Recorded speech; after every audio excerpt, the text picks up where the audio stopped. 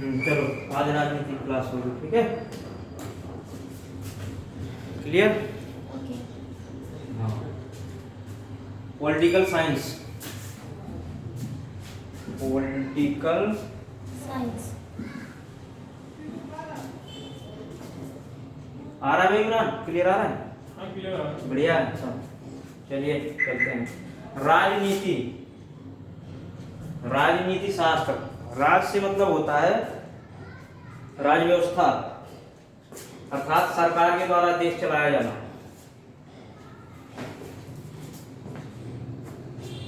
पहले होता था राजा का बेटा राजा बनता था, हाँ पता होगा तो।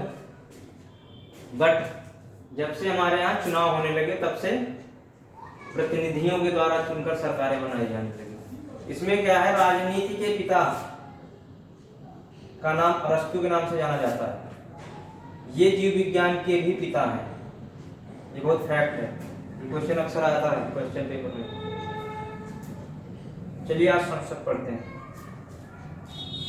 संसद जो है 3 चीजों से मिलकर बनती है। नंबर 1 राष्ट्रपति, नंबर 2 लोकसभा, नंबर 3 राज्यसभा।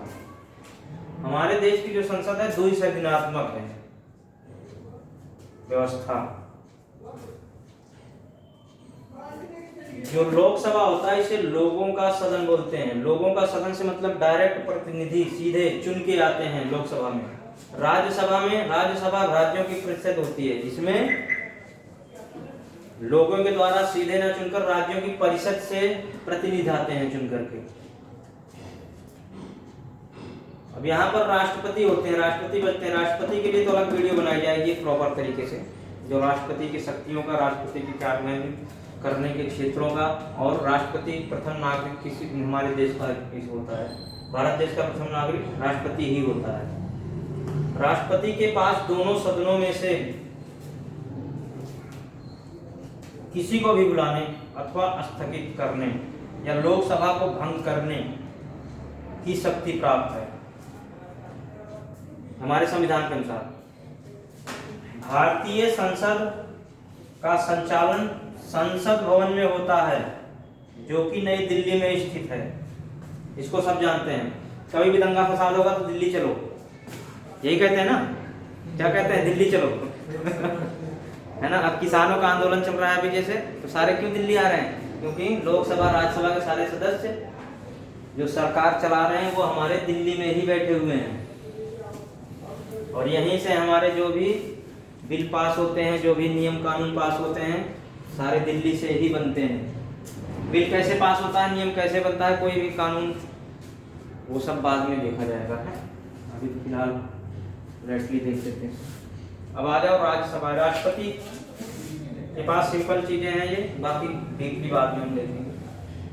अब राज्यसभा, राज्यसभा को उच्च सदन एवं लोकसभा को निम्न सदन कहते हैं। सबसे मजेदार बात यह है कि परंतु यह केवल व्यवहार में है, क्योंकि संविधान में कहीं पर भी लोकसभा को निम्न सदन एवं राज्यसभा के लिए उच्च सदन शब्द का प्रयोग नहीं किया गया है। ठीक है, बहुत बारीकी है इसके अंदर में, यहाँ हम लोगों को पता नहीं चल पाता जब तक पढ़ोगे नहीं। अब लोकसभा में क्या होता है, राष्ट्र की जनता द्वारा चुने गए प्रतिनिधि जिनकी अधिकतम संख्या 550 हो सकती है, इससे ज्यादा नहीं होंगे, जो डायरेक्ट सीधे चुन के आते हैं। राज्यसभा, राज्यसभा एक अस्थायी सदन है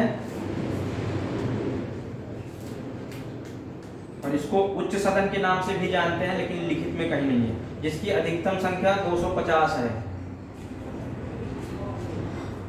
और इनके सदस्यों का जो निर्वाचन या मनोनयन, मनोनयन से मतलब है कुछ जो है कला के क्षेत्र से, विज्ञान के क्षेत्र से कुछ आते हैं और कुछ साहित्य के क्षेत्र से, इस तरह से कुछ सदस्य आ जाते हैं, उन्हीं के लिए मनोनयन शब्द का प्रयोग किया जाता है। इनका चुनाव नहीं होता है, ये किसी विशेष क्षेत्र में अपना योगदान देते हैं, उनके लिए ये मनोनयन शब्द का प्रयोग किया जाता है। और इनका जो चुनाव होता है ये 6 वर्षों के लिए होता है,